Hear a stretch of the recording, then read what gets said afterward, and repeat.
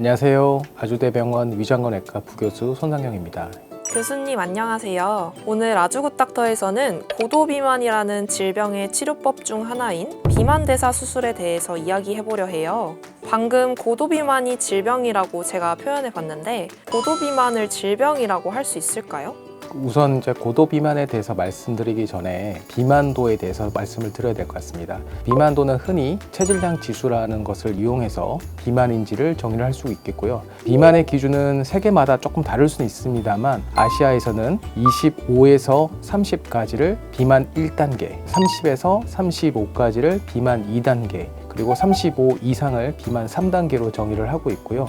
고도 비만이라고 하면 보통 이 비만 3단계를 말하고 있습니다. 이 비만 3단계는 장기적으로 봤을 때 여러 가지 질환으로 인해서 사망률이 올라가게 됩니다. 가장 많은 원인 중에 하나가 심혈관 질환이 되겠고요. 비만과 관련된 16가지 종류의 암이 있겠고, 당뇨 발생률이 올라가고 당뇨로 인한 각종 합병증으로 인해서 사망률이 증가하게 됩니다. 그래서 고도 비만을 병적 비만이라고 불러도 되겠습니다.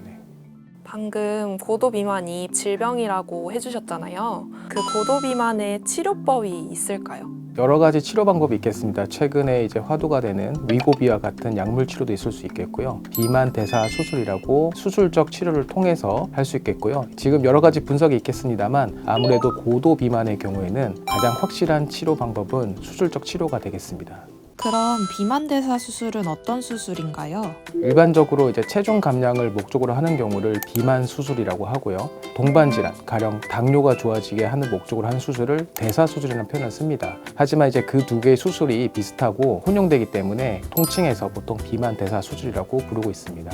비만대사 수술은 어떤 환자분들한테 필요할까요? 비만 대사 수술은 아까 말씀드린 것처럼 체질량 지수 35를 초과하거나 30에서 35 환자 중에 고혈압이라든지 당뇨, 천식, 지방간, 위식도 역류와 같은 여러 가지 질환을 가진 분들을 대상으로 하고 있습니다. 교수님 혹시 지방흡입 수술과는 어떻게 다른가요? 흔히 고도 비만 수술을 지방흡입술하고 헷갈리시는 분들이 간혹 있으신데요. 지방흡입술은 피하 지방을 제거하는 걸 목적으로 하는 것과 달리 비만 대사 수술은 복강 내에 위를 축소하기도 하고 소장을 우회하는 수술을 하기도 해서 결과적으로 소화기관의 구조를 변화시켜서 식욕을 떨어뜨린다든지 체내 흡수량을 줄인다든지 기초 대사량을 올린다든지 등의 변화를 통해서 영구적인 체중 유지를 목적으로 하는 수술입니다. 비만대사 수술이 확정됐다면 수술 전에는 어떤 검사들을 진행하나요? 가령 암이 발견된다고 하면 암에 대한 수술을 진행해야 되기 때문에 일단 비만에 다른 질환이 없다는 것을 확인하는 절차가 우선이 되겠고요. 갑상선 기능 저하증 같은 경우 원인이 되거든요. 그런 원인이 있는지도 확인하는 것이 있고, 또 숨겨진 동반 질환이 있는지, 예전에 당뇨가 진단된 적이 없던 환자라도 검사 중에 발견되는 경우가 있습니다. 그런 경우에 이제 수술적 전략을 달리해야 되기 때문에 수술 전 검사가 진행이 됩니다. 수술 전 검사에는 기본적인 혈액 검사, 내시경 검사, 초음파 검사 등등이 포함이 되고요. 여기서 별다른 문제가 없다면 어떤 수술 방법이 최적의 방법일지를 고민을 하여 수술 방법을 선택을 하게 됩니다. 그러면 비만대사 수술에도 종류가 있나요? 수술 방법에는 식이량을 제한하는 식이 제한식과 음식의 흡수 자체를 억제하는 흡수 제한식이 있겠습니다. 식이 제한식에는 대표적인 수술로 위밴드 수술과 위소매 절제술이 있겠고요. 위에다가 밴드를 채워서 음식물이 들어가면 금방 배부르게 한다든지, 위를 기다란 튜브 형태로 만들어서 먹으면 금방 음식물이 차고 잘 못 먹도록 하는 그런 수술 방법이 되겠습니다. 흡수 제한식은 음식물이 들어가는 위 용적 자체를 줄이기도 하지만 소장의 일부 줄여서 음식물이 흡수되는 구간을 줄여주는 수술이고요. 지금 가장 많이 하고 있는 수술은 위소매 절제술이 되겠고요. 전 세계적으로 열에 6명이, 또 우리나라에서는 열에 8명 정도가 이 위소매 절제술을 시행받고 있습니다. 교수님 그러면 수술 후에 체중 감량은 어느 정도 되나요? 비만 수술의 경우 이제 술식에 따라 다르고 차이는 있을 수 있겠습니다만, 통상적으로 수술 후 1년을 기준으로 했을 때 수술 전 체중의 20% 이상, 통상적으로는 30에서 40% 정도 감량이 되고요. 체중이 다시 조금 증가할 수는 있고요. 최근 연구에 따르면 10년 체중 감량 효과가 20에서 30% 정도 잘 유지되는 것으로 확인되고 있습니다.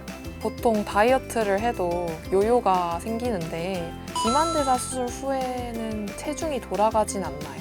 사실 이제 비만 수술이 다른 치료 방법에 비하여 굉장히 확실한 체중 감량 효과 방법으로 되어 있습니다. 그렇지만 이 방법도 실패율이 있습니다. 수술하고 나서 기대에 미치지 못하게 체중이 감량이 되거나 체중이 충분히 최저점에 도달을 하였다가 또 급격하게 살이 찌는 요요 현상과 같은 현상이 생기는 경우가 분명히 있고요. 수술 방법에 따라 차이가 있지만 위소매 절제술의 경우 대략 30% 정도로 보고되고 있습니다. 그러면 수술 후에 이후 관리가 되게 중요할 것 같은데 조심해야 될 점은 어떤 것들이 있을까요?